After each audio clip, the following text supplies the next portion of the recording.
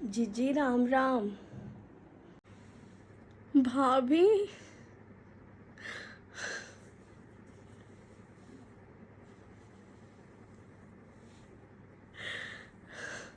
बैठो भाभी। ठीक हो जीजी? भाभी इतने दिनों बाद मैं चाय बना के लाती हूँ ना आपके जीजी, लिए। चाय रहने दो, खा पी के आई हूँ मैं तो सब कुछ। दीदी बहू नहीं दिख रही, बहू कहाँ गई है?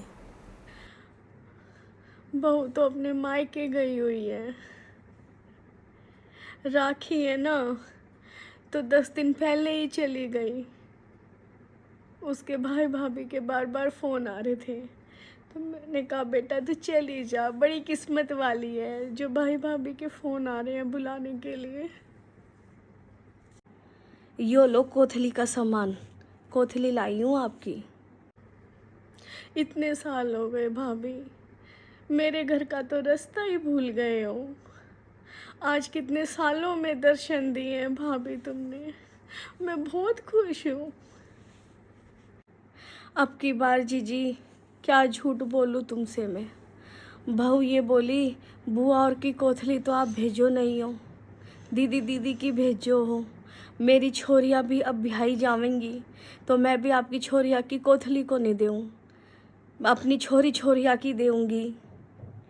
जीजी हो सुनते ही मेरा तो कलेजा पाट पड़ा कि मेरे जाए बाद मेरी छोरिया ने कोई को नहीं पूछे, मन अपनी सारी करनी आखा का आ गई।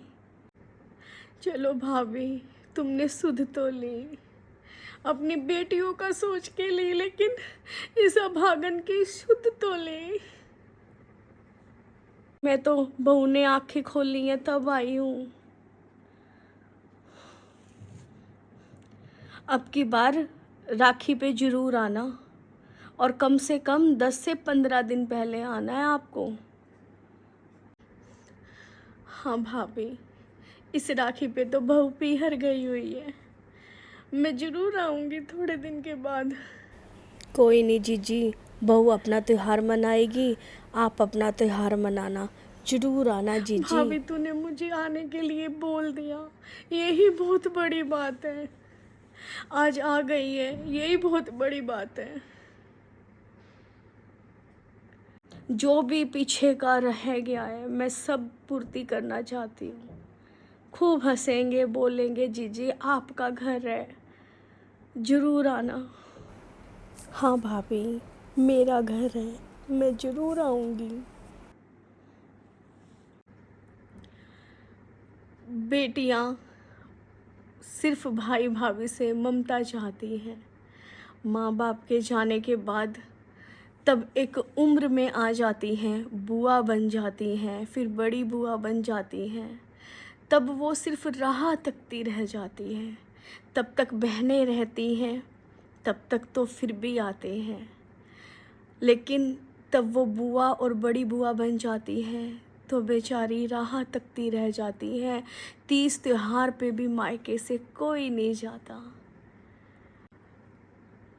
इस त्योहार पर शुरू कीजिए, अपनी बहनों के साथ साथ अपनी बेटियों के साथ साथ जो बुआ हैं उनके बारे में भी सोचिए। बेटियों की कोथली से पहले इस तीज पर अपनी बुआ की कोथली को भेजिए। अपनी बेटियों को तो हम हमेशा देते हैं, पूरा साल देते हैं, और कोथली भी खूब अच्छे से अच्छी देते हैं। कोई भी माँ बाप अपनी हैसियत से ज़्यादा ही बेटी को देता है, लेकिन हम क्यों भूल जाते हैं पति की बहन को, क्यों भूल जाते हैं हम बुआ को। जब तक वो इस संसार में जिंदा है तब तक अगर हम थोड़ा सा मीठा और चंद रुपए उन्हें दे आते हैं कोथली के रूप में, दिवाली के त्यौहार के रूप में, और उन्हें बोल देते हैं आप भी घर आ जाओ, तो क्या ज़्यादा खर्च होगा? नहीं, सिर्फ यहाँ मन की बातें हैं ये। हमें लगता है कि हमारी बेटियों को हम देंगे, फालतू देंगे, हम इन्हें क्यों दें, बहुत साल हो गए हैं। क्या हम खुद किसी की बुआ नहीं है? क्या हम खुद किसी की बेटी नहीं हैं? आज जो हम करेंगे वही तो हमारी बहुएं सीखेंगी। अगर आज अपने बेटों को हम अपनी ननंद के घर नहीं जाने देंगे, उसके घर मिठाई सब्जी हम नहीं देंगे, उसको हम घर नहीं बुलाएंगे, तो कल को जो हमारी बेटों की बहुएं आ रही हैं, वो देख रही हैं कि बुआ के साथ कैसा व्यवहार हो रहा है घर में, क्या वो वही व्यवहार हमारी बेटी के साथ नहीं करेंगी? वो उससे कहीं गुना ज़्यादा करेंगी। और उसका उन्हें कोई दोष भी हम नहीं दे सकते, क्योंकि हम खुद क्या हैं, हमने क्या किया है।